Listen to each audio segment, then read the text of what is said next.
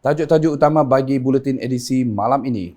TYT Sarawak terima kunjungan hormat daripada Jawatan Kuasa Perayaan Islam Sarawak dan UNIMAS. Pastikan ketelusan dalam pentadbiran keuangan. Akses kemudahan pendidikan diberi tumpuan pada peringkat sekolah rendah. Bazar Ramadan Sibu tampilkan kelainan tahun ini.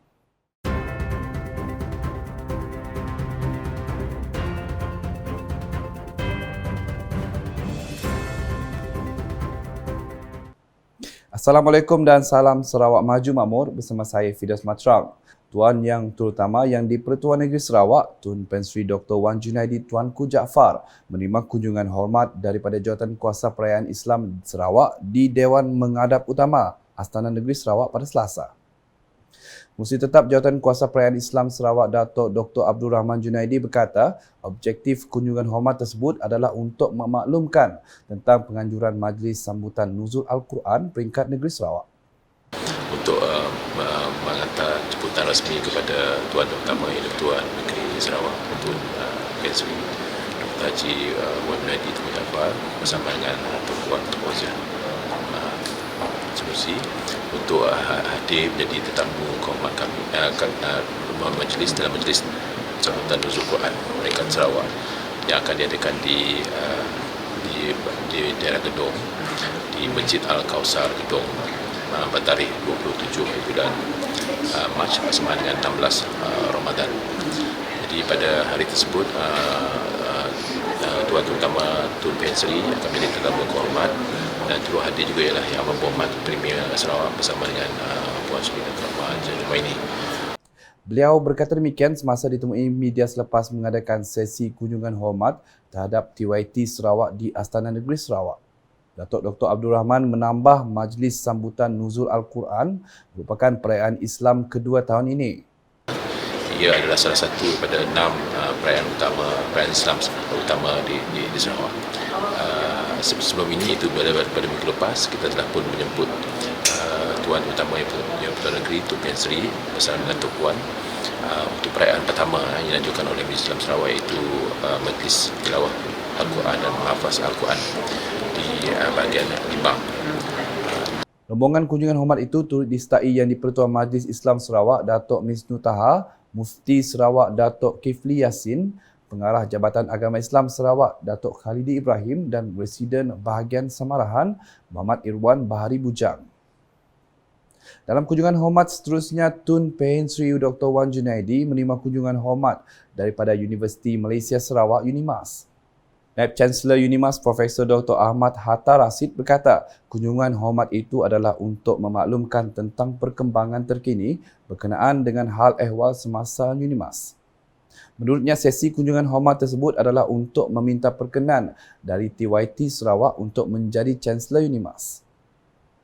Di mana kita minta perkenan Tun untuk dimajukan pada Kementerian dan seterusnya Agung dan seterusnya telah dapat tarikh nanti kita akan buat pemasyuran di istana untuk Chancellor dan kita juga memberi sedikit sebanyak perkembangan di Limas, terutamanya kita akan adakan syarahan Chancellor di mana Tun akan melakukan syarahan kepada audien di UNIMAS. Sementara itu, Profesor Dr. Ahmad Hatta memberitahu UNIMAS juga akan menganjurkan syarahan Chancellor selain penganjuran Majlis Convocation pada 4 hingga 8 November depan. Turut hadir pengurusi Lembaga Pengarah UNIMAS, Tan Sri Datuk Sri Panglima Sulong Mat Jerai dan Timbalan Naib Chancellor Hal Ehwal Pelajar dan Alumni, Profesor Insinyur Teknologis Dr. Al-Khalid Othman. Kementerian Jabatan dan agensi kerajaan negeri ini diminta untuk memastikan ketelusan dalam pentadbiran keuangan mereka.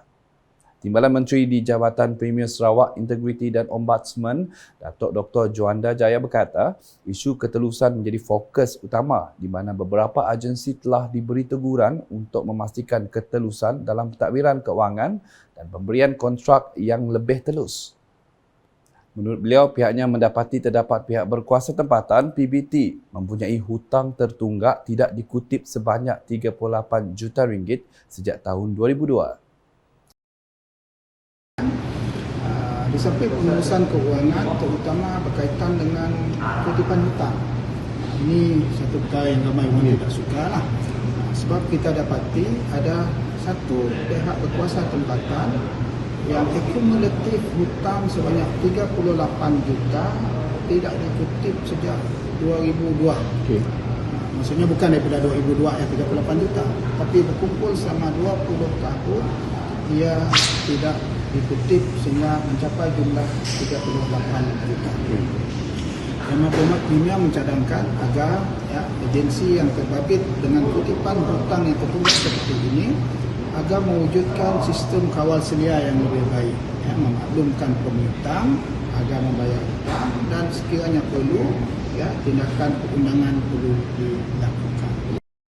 Beliau berkata demikian ketika ditemui media selepas mengadakan kunjungan hormat terhadap Datuk Patinggi Abang Zuhari dengan pihak Jawatan Kuasa Khas Kabinet mengenai laporan penyata keuangan dan anggaran belanjawan tahunan bagi Badan Berkanun Negeri dan pihak berkuasa tempatan Sarawak Capcom di Wisma Bapa Malaysia pada Selasa.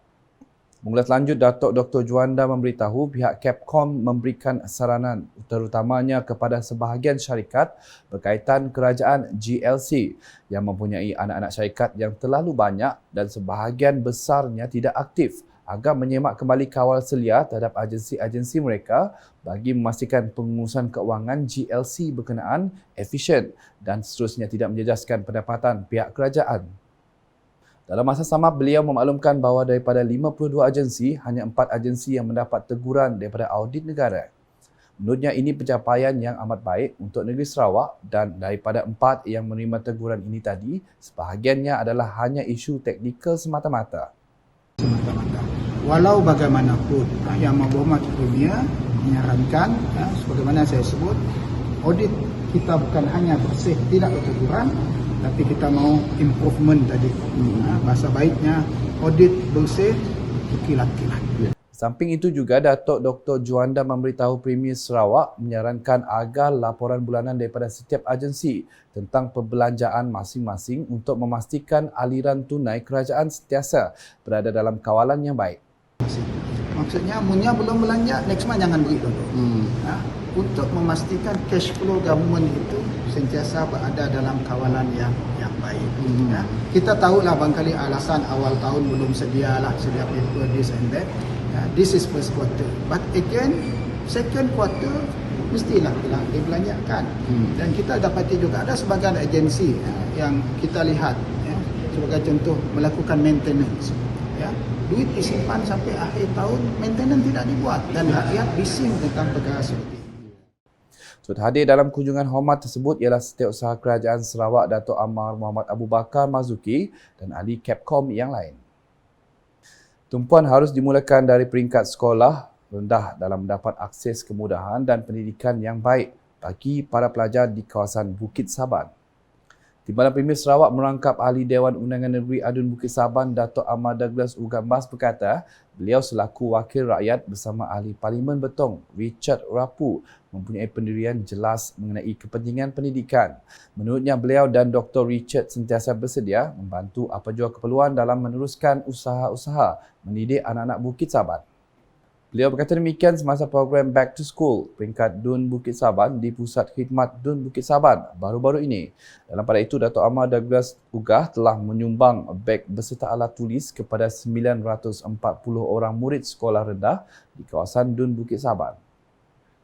Konsep yang berlainan ditampilkan di Bazar Ramadan Sibu di Dataran Tun Tuanku Bujang pada tahun ini.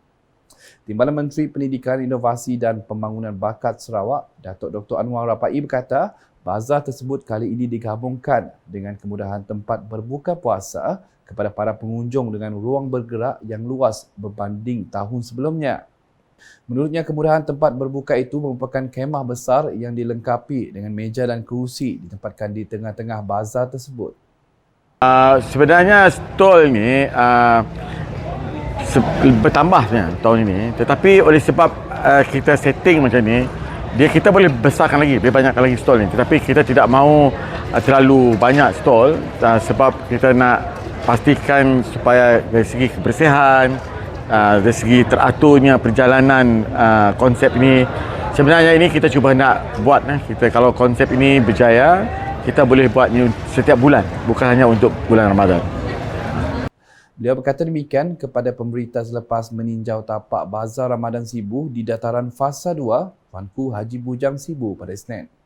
Ahli Dewan Undangan Negeri Adun Nangka itu menambah sebanyak 108 gerai disediakan dengan lebih teratur dan kemas selain memberikan ruang yang lebih luas kepada pengunjung untuk bergerak. Sementara itu, Datuk Dr. Anwar berkata, para pengunjung boleh membuat aduan terus melalui aplikasi WhatsApp yang akan dikongsi dalam tempoh terdekat mengenai tahap kebersihan serta kualiti juadah di bazar itu. Baik, sekian isi malam bersama saya Fidas Matrang. Berita lebih lanjut boleh didapati di semua platform media sosial UKAS termasuk portal ukas.sarawak.gov.my dan UKAS channel di YouTube. Mengakhiri buletin UKAS dengan paparan video mengenai VC Premier 2030 Bandar Pintar Sarawak. #saluran informasi rakyat. Salam UKAS. VC Premier 2030 Bandaraya Pintar Sarawak.